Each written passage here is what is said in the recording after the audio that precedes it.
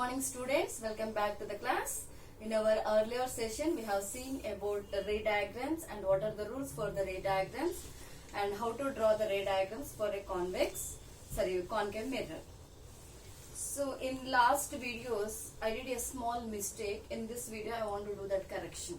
While explaining the ray diagrams for a concave mirror, I forgot to draw the shaded part. Actually, concave mirror means the reflecting surface should be inward. The other surface we must shade with these lines.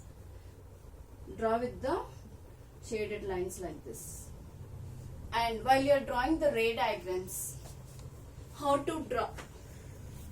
First, you take the scale and you draw a long line. And in that, you start with 0 by using your scale. Note down the points.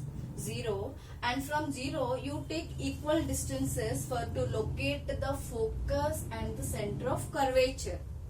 Either 2 meters or 3 or 4, your wish. For example, if I take 3 meters, means from 0 and here it is 3, and if it is here 6. So from 0 to 3, 3 to 6, like this you locate 2 points on the line. Then this point becomes the focus and this point becomes the center of curvature. At 0, you take the compass and you draw an arc. By using that compass, you draw an arc. Okay, then it becomes the pole. Then it is easy to draw the ray diagrams and you will get the size of the image correct. Now, in the third diagram, actually in the ray diagrams, when an object is placed, earlier we discussed about when a parallel beam of light rays are falling on the concave mirror, the reflected rays are passing through one point. That point we'll call it as focus. So at this focus, the image of the sun. Why I am telling the image of the sun? Because the parallel rays we are getting from the sun only.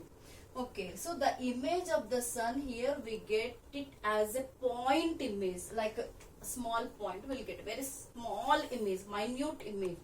Point image we'll get at this point.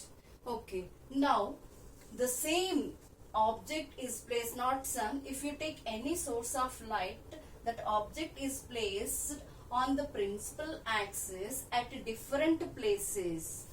The first condition is beyond C, at C, and in between F and C, and at F, and in between P and F. So at these 5 conditions we discussed.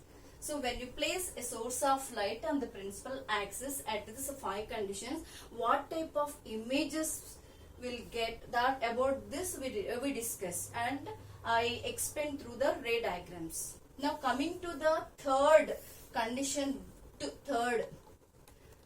in this third condition, while explaining this ray diagram, I did a small mistake. So in this video I want to do that correction. So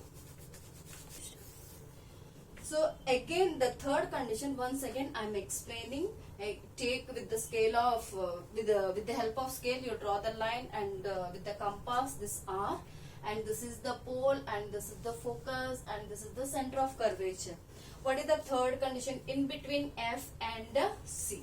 So when you place the source of light or object in between F and C, we have to follow, we have 3 rules. Out of 3 rules, we have to follow any 2 rules to get image.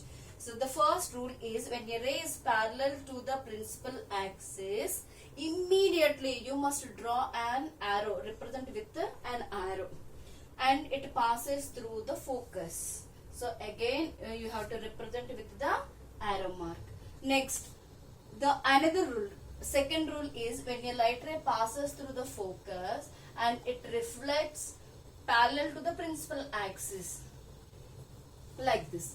So here this is the reflected ray and this is the reflected ray. These reflected rays, they are meeting at this point.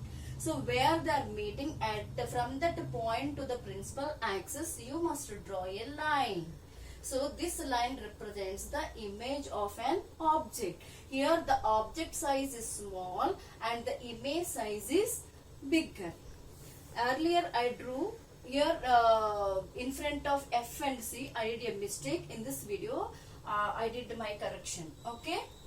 Now here what are the characteristics of this image? It is enlarged, real, enlarged and invert image.